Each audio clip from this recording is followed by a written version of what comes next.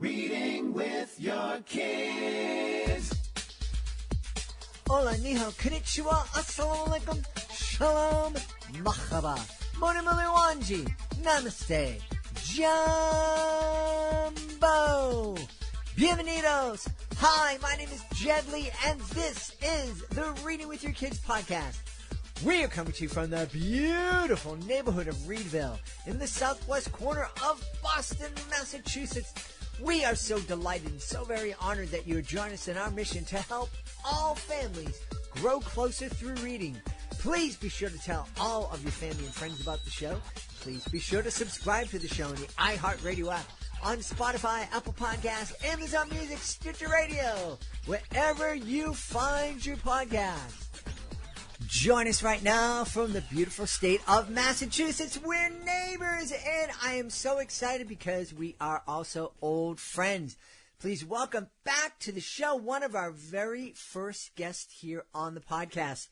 She's here to celebrate a brand new children's book. It's called Trucker Kid. Please welcome back to the show, Carol Gordon Ekster. Hey, Carol, how are you? I'm great, and I'm thrilled to be here, Jed. I love what you do for the children's book community.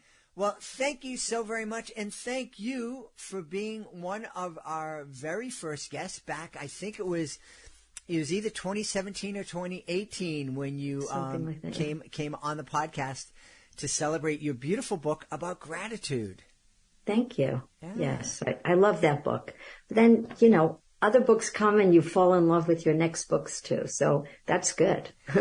And the book that you're currently in love with, I imagine, is Trucker Kid. Tell us all about it, please. Trucker Kid started 10 years ago. I was visiting my daughter in Taos, New Mexico, and the family sitting right next to us when we went out to dinner. Very close quarters, so I heard everything they say because usually I don't listen to other people's conversations, but it was hard not to. They were talking about trucking, and the little girl was very precocious. She was 3.5, and she's talking about going trucking with her daddy. And my writing brain ignited, and I got very excited. I could see the title. Actually, at the time, I thought Trucker Girl, and Capstone asked me to change it to Trucker Kid, which is just as good, if not better. And I asked for their email, and could I email them and ask some questions as I began this journey of starting this book. And they said yes. And as soon as I got home, I started getting books out of the library about trucking because, of course, I knew nothing about trucking except that they drive by you on the highway. And I delved right into it. It's just like that with some stories. Like I have lists of titles, lists of stories I've started, but some of them stand out to you, and this one did. So I got right on it. Took me a long time to get the story, though. It didn't work right away. It did get close to 100 rejections, and you know what? I truly, truly believe in the process because now I have a beautiful book. It was the exact time that it should come out. As a matter of fact, when COVID happened, I said, let me take that manuscript out because I saw for myself the importance of trucks. I pulled it out, I tightened it up again, and I added back matter about the importance of trucking, what would happen within a week if we actually stopped trucking. And I felt it became a more powerful book. And I asked my agent at the time to submit it. She did it on a small round. And this editor at Capstone told me after that he loved it the moment he read it. And there were hardly any edits after that. So it took 10 years to get to the right story. I had the perfect illustrator. The illustrator is from NESCBWI, the New England region. And his son happens to be a trucker. And I had no idea about that. It came out after. So it's like I really believe in the process of writing and the process of life that things work out when they're supposed to work out. But sometimes during that process, it's hard to be patient. Mm-hmm. Mm-hmm.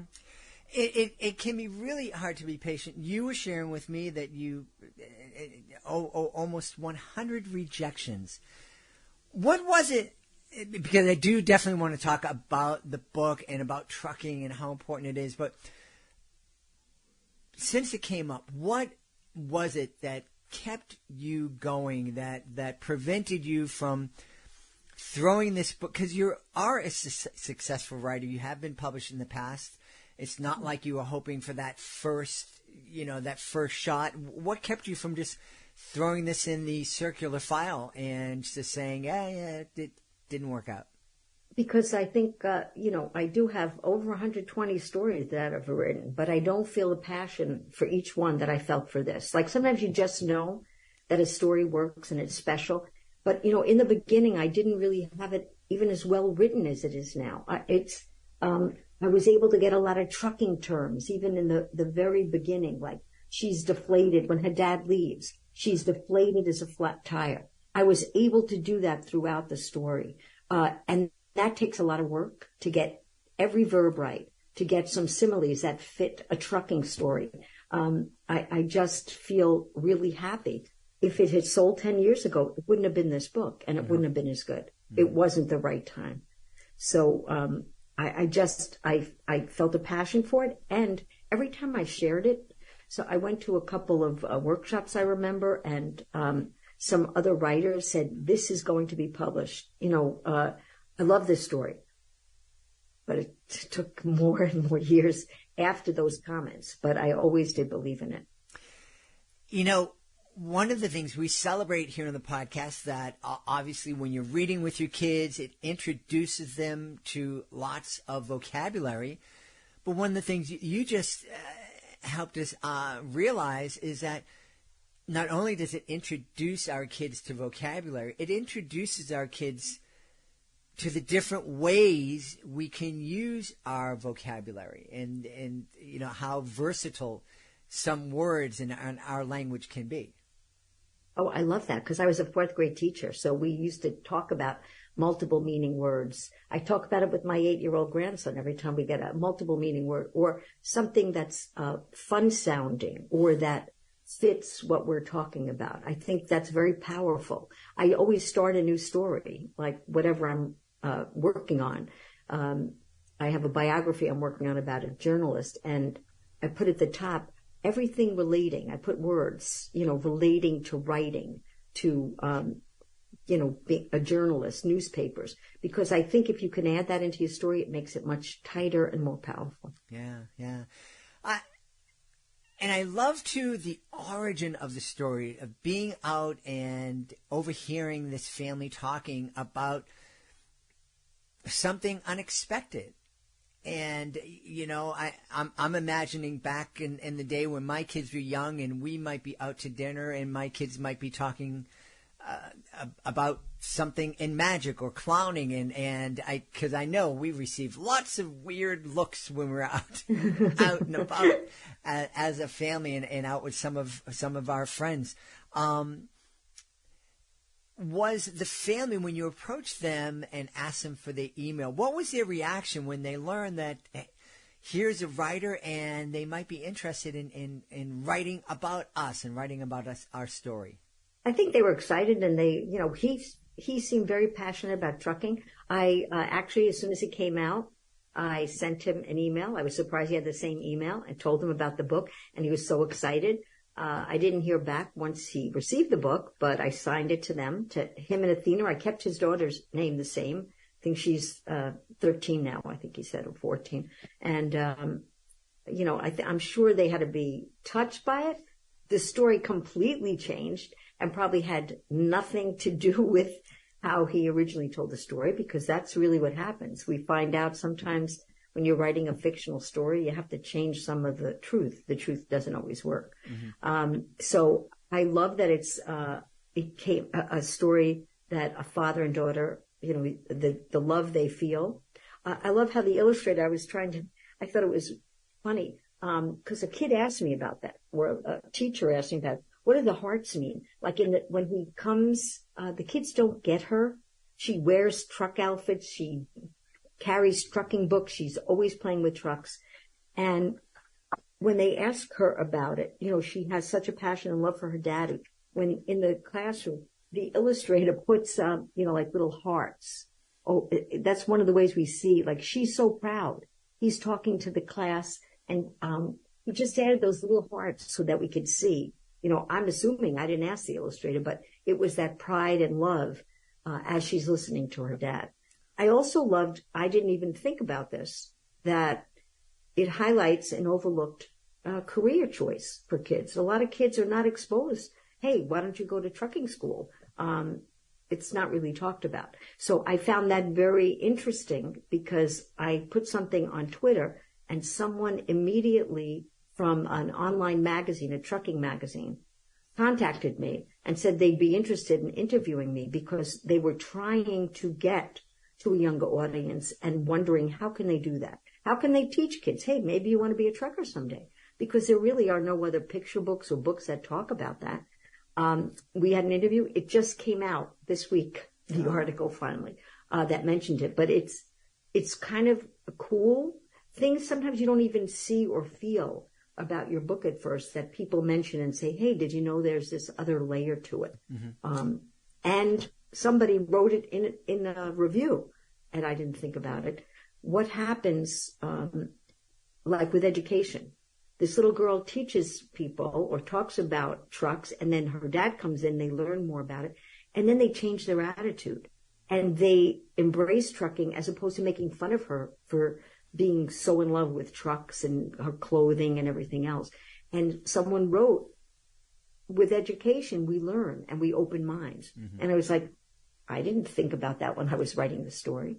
So, that was very cool to me. Yeah. Well, it is true and very cool. And I love that you are introducing a conversation to families that we really need to have. We started to have it a little bit around during COVID when suddenly, for some magical reason, when we went to the supermarket, you couldn't find toilet paper anywhere. But, truckers do play such an important role, and they really are unsung heroes in our society. As somebody who's been traveling the highways for 30, 35 years and had occasion to have opportunities to speak to some truckers while out in the road, while stuck in traffic jams that last for hours. It's like the blood, like the highways are the veins in our country, mm-hmm. and the trucks are blood, cells that are carrying the oxygen and what we need to different parts mm-hmm. of our body. Great analogy, Jed. If I was a writer, it would have been much more beautiful than what I just tried to mm-hmm. spit out. But thank you. You know what? You just hit on something. Writing takes time. So mm-hmm. when we talk, we don't have that time to think about every word. But when you write, I think it's so powerful to go back and make things better, because we have the opportunity, and not to be a lazy writer, because sometimes it's easy to just write a sentence, to look back though and say, hey, can I make that better? Is there a stronger verb? Is there a better way to say that? I think my writing was totally different when I first did this draft. Mm-hmm. And now you could see the effort and time that I have put in. And that's frustrating to writers, but I think we have to believe. I really do trust in that process, but not to be lazy, to go back. Is there a way to make it better? I told fourth graders this. I used to say it about drawings, about everything. And I believe it will help make a better world if we did that. Mm-hmm. So, I see it worked with this book. It wouldn't have sold earlier. Yeah. Even though it's a good concept, mm-hmm. it wasn't written well enough. And, you make a very good point, especially when it comes to kids' books, because when you're writing a novel, you have 40, 50, mm-hmm. 70, 100,000 words that you can play with. When you're writing a children's book, you're very, very limited. You're mm-hmm. limited to 400 or 500 words. Mm-hmm. And so each word is so much more important. And how much more powerful is your story because you were able to write that the trucker kid was deflated when her dad went away, as mm-hmm. opposed to just saying, oh, she was sad. Right. I used a truckload of clapping. I love that capstone actually made a teacher's guide and took out all the trucking terms. I forget the activity they did with it, but it was really a good activity. I have it on my website. But I love that they picked that out. I think that we want kids to hear beautiful language and to make a good read aloud and for them to think about language. Mm-hmm.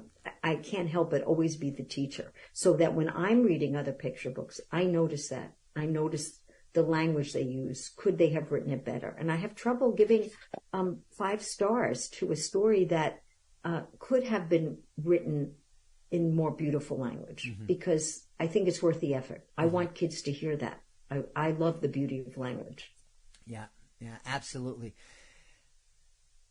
The idea of talking to our kids about different career choices, I think for some people they might be sitting out there thinking, why are you going to talk to a 5-year-old about what they're going to do when they grow up? A 7-year-old, they have their whole life to live and there's so much to explore. And you're right. You certainly don't expect a kid to make a career choice when they're 5. But the thing we don't realize is that we're actually talking to our kids about career choices unintentionally when so many of us are telling our kids when they're 5 and 6 years old, you got to go to college. Mm-hmm. You got to get into a good college. And mm-hmm. And you may not be consciously doing that, but you're doing that. If you're listening to this show, you're doing that with your kids. And that's putting a tremendous amount of pressure on them. When they get to high school, they're going to feel, I got to go to college. I got to take out a house mortgage to pay for my college. And I don't really even know how to tie my shoes yet. And no one tells them that, hey, maybe you want to be a trucker, maybe you want to be a plumber, maybe you want to be an, electrician. Kind of, they make a lot of money. They make tons of money. And there's a huge need for it, and there'll always be a need for it. I know we're hearing about autonomous vehicles. I can't see an autonomous truck rolling down I-95 or I-93 anytime in the near future. It's, a little autonomous truck going in a boatyard maybe, where things are safe, and there's access is restricted, but on a highway with other drivers, I don't see that happening. I love the idea of introducing kids to so many different kinds of careers. I mean, truthfully, my age, for me, it was either a teacher or a nurse. Mm-hmm. And luckily, I absolutely love teaching. I started out as a little girl playing school all the time.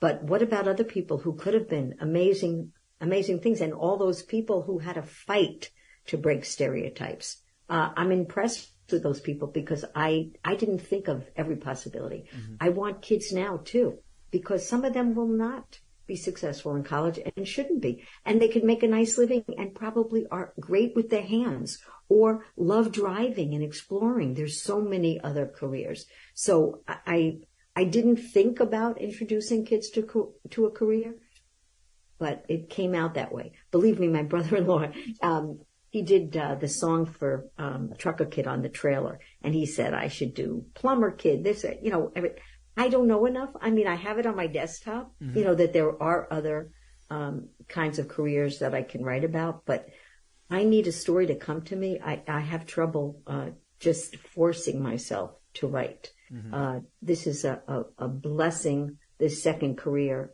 I don't feel I have to do it. I don't want to force myself into something. I want to feel the passion and the love for what I'm working on. Mm-hmm. Mm-hmm.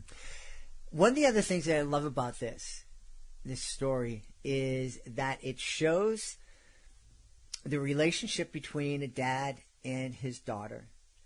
And it also, not only, I think a lot of people are going, oh, girl, trucker, not a lot of girls drive trucks, and that's really cool. But I really love the fact that the dad says, hey, come on, my daughter, hop in my truck. You can do this. Mm-hmm. And I think that is something that we really want to encourage all dads and moms, but especially dads out there to do that. You know, when you're out there with your daughter, let them know that they can do anything they are passionate about and want to do. Mm-hmm. I agree. Yeah. I agree. All parents, you know, we want to give kids self-confidence. I think there would be happier kids, happier families, you know, if we all boost each other up. Mm-hmm. That's the way to go. Absolutely. I came across another, and I sleep like a stalled vehicle. I have a lot of them throughout, but it's a sense of pride because it's not easy to do. Right. It doesn't come on the first draft. Trust me. I didn't even count the number of drafts. Yeah. Well, I'm so happy that you kept at it, that Trucker Kid is now available for folks. And we should probably let them know where they can go to find out more about Trucker Kid and find out more about you. Well, there's always my website at carolgordonekster.com.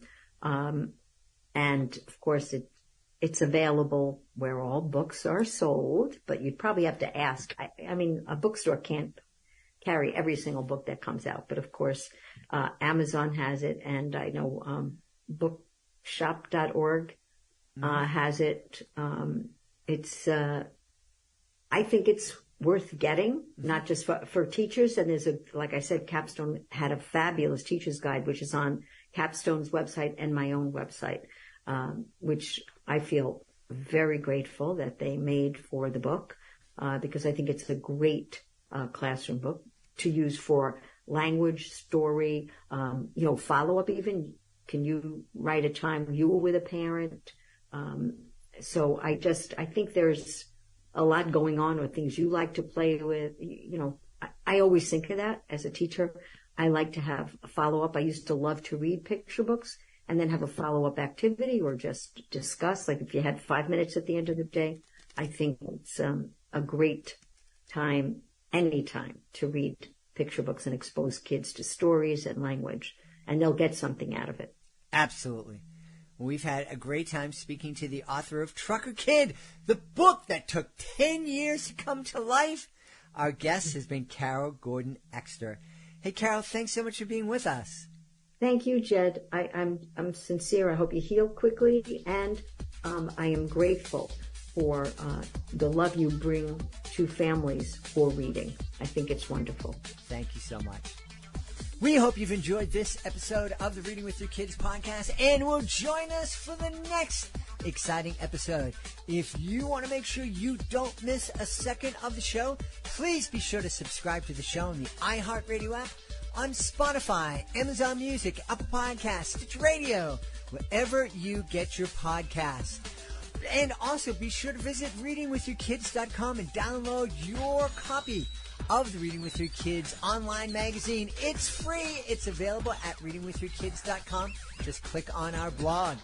Before we go, I want to make sure that I give a big thank you to my team: Fatima Khan, Rory Grady, Madison Dairies, Soji Franklin, Monica Rivera Sosa, Ann O'Leary. I want to give a big thank you to my beautiful wife for all the support she gives me, and most of all, we all want to thank you. Thank you so much for taking the time to join us today, and as always, thank you so very much for taking the time to make the world a better place by reading with your kids. I'll be looking for you in the next edition of the Reading with Your Kids podcast.